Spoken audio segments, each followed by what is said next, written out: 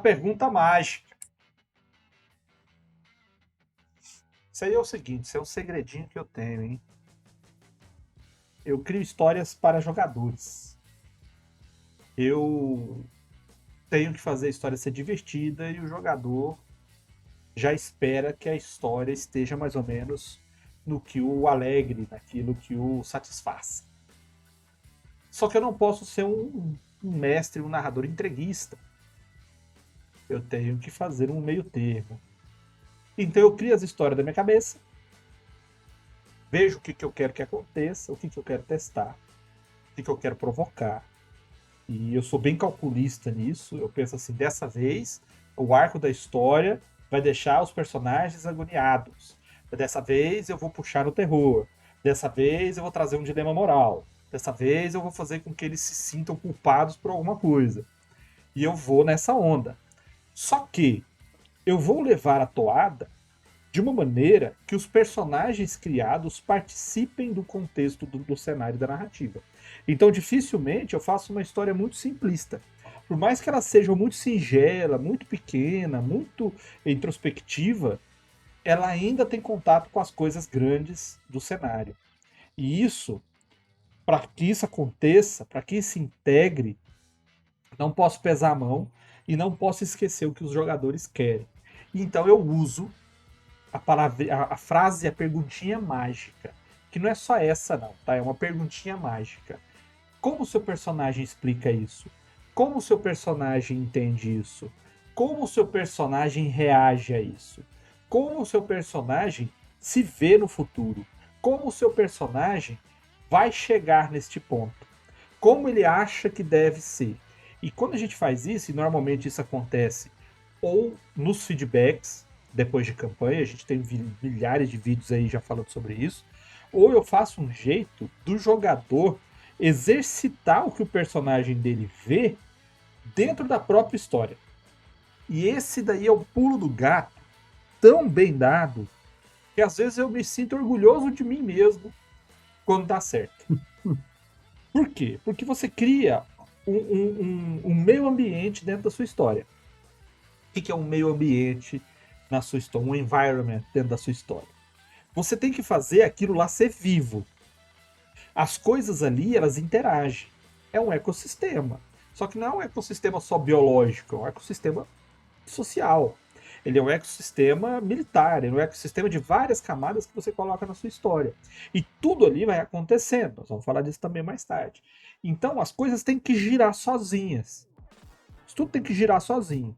Então, quando você coloca ali as coisas acontecendo, você tem que se apoiar na própria estrutura que você criou para o jogo, para que você tenha controle indireto sobre o que os jogadores estão querendo para os personagens. Como?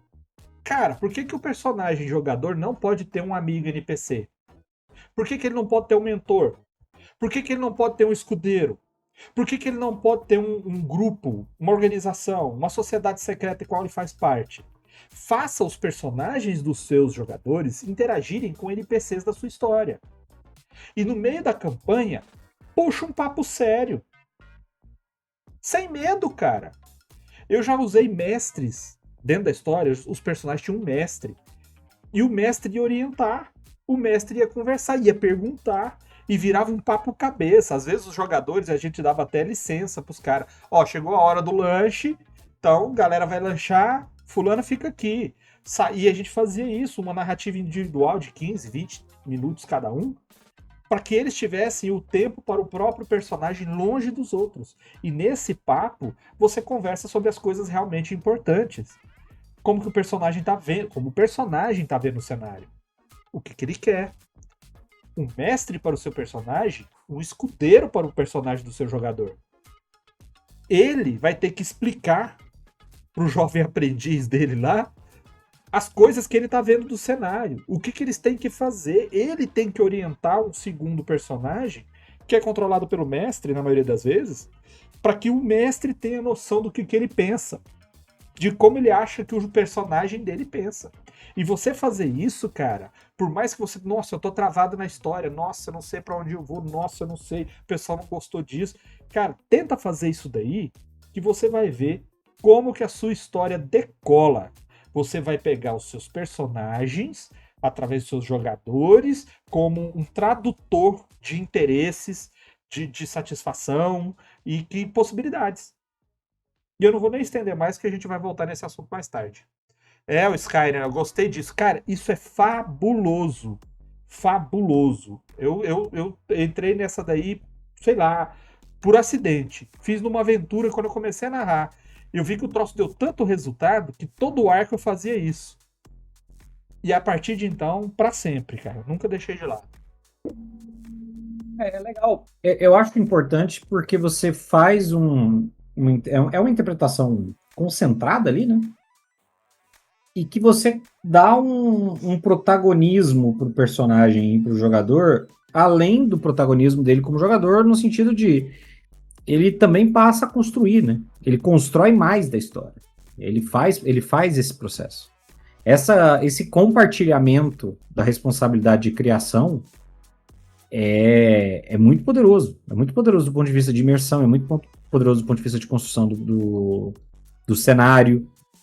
E dá um senso de inclusão, de pertencimento e de participação para o jogador que motiva demais, cara. Uma coisa muito forte. Eu acho que é uma ferramenta muito, muito interessante mesmo. Vou contar só um caos antes de passar pra próxima. Um jogador, ele tinha um clérigo. E o clérigo do cara era aquele clérigo fanático. O bicho, ele era aqui, porque eu sigo a divindade e tal, ele é maior. E o resto é ralé e ninguém topa pra mim, e papapá e tal. E ele tinha um amigo clérigo de outra divindade. Era uma divindade aliada. E o cara era mais velho, o cara era mais experiente e tal. E ele sempre comunicava, falava e conversava, e trocava experiência e tal. E aí um dia esse clérigo foi pra uma batalha e encontrou um clérigo da divindade inimiga dele.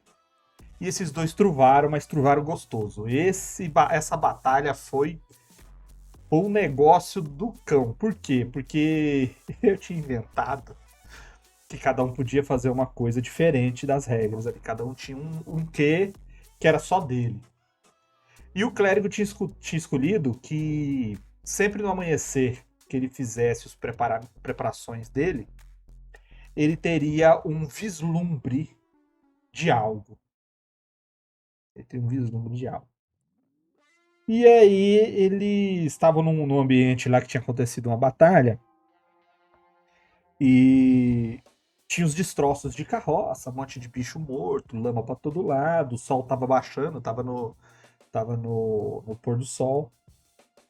E aí ele se levantou da lama e tinha um objeto metálico espelhado ali. E quando ele se olhou nesse objeto espelhado, ele se viu com a luz do sol atrás, no rumo da cabeça dele. E atrás dele tinha uma carroça tombada, então a roda da carroça estava com um aro bem em volta da cabeça dele. E aí ele falou assim: pô, tô santificado, né? Que eu tenho a coroa, né? A coroa com o brilho do sol, tô santificado. E ele ficou empolgadaço. No dia seguinte teve essa batalha, no dia seguinte ele encontrou esse clérigo inimigo dele e eles truvaram. E nessa batalha ele confiante, meu amigo, que eu vou limpar meus dentes com esse cara. Eu vou usar ele de fio dental. E pá, e vai, e bate, não sei o que, o cara deu uma peia nele e pegou a arma dele, que era a espada, era o símbolo da divindade dele, era a espada. Bateu ela numa pedra e deu um golpe, quebrou a espada dele. Putz, mas esse cara ficou inconsolado. A espada dele quebrou. Era um símbolo da religião dele. Foi um sacerdote de alto grau que deu para ele reconhecimento. Ele ficou devastado. Ele não queria mais preparar as magias dele, não tava nem aí. E pá, a primeira oportunidade que ele teve, ele viajou para encontrar outro clérigo. Foi lá pra PQP pra achar outro cara. Conversou com outro cara, falou tudo, grilado, cara. Olha pra você ver o nível que tava a relação entre aspas, mestre e personagem. Não mestre eu, mestre do personagem e personagem. O cara, em game, ia com o personagem pra longe pra visitar o mestre pra pegar conselho. Em vez de perguntar pra mim, entendeu? Né? Ele foi lá e contou a história toda e tal. E perguntou: por que isso, cara? Se eu acredito que minha divindade é tão poderosa, por que a minha espada quebrou? Por que eu apanhei do cara? Aí o clérigo mais velho, né, o mestre dele, calmamente tirou a luva da armadura, desprendeu a braçadeira, puxou a cota de malha e mostrou o braço esquerdo dele, que estava todo arregaçado de queimaduras, de cicatrizes de queimadura. Chega, o braço estava mais fino que o normal, mais fino que o outro. E ele falou: esse aqui foi quando eu enfrentei um dragão uma vez. E ele olhou e falou assim: mas você já tem um nível elevado no sacerdócio, por que você não regenera isso daí? Isso depois que ele falou que isso dói, noite de frio dói, incomoda e tal. Por quê? Porque ele perdeu, né? Ele perdeu o atributo, né? Aí ele falou assim: eu não curo isso aqui porque isso aqui para mim é um lembrete constante de que a minha divindade é perfeita, mas eu não. Aí ele ficou me olhando assim um tempo, aí ele falou assim: mas eu vi